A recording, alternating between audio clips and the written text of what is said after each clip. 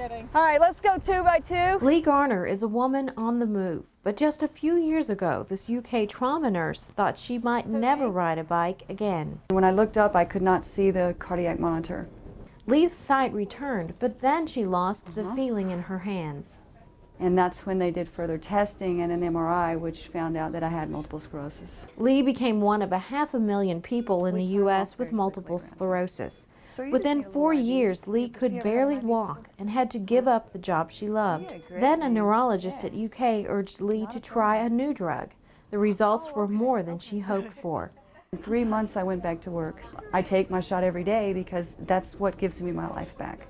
Lee, who's now a cardiac nurse at the UK Gill Heart Institute, hopes to inspire other MS patients to push forward.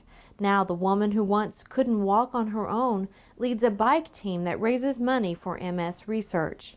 We're so close to finding a cure for MS. In the last 16 years, we've had available to us what are called disease-modifying drugs. These are drugs that decrease the rate of progression of multiple sclerosis. They decrease the frequency with which people become wheelchair-bound. Dr. Berger treated Lee, and he says the earlier MS is diagnosed, the better the chance MS patients can go on to lead active lives like Lee. The earlier you establish a diagnosis, feel comfortable with it, and start people on these drugs, the better people do in the aggregate.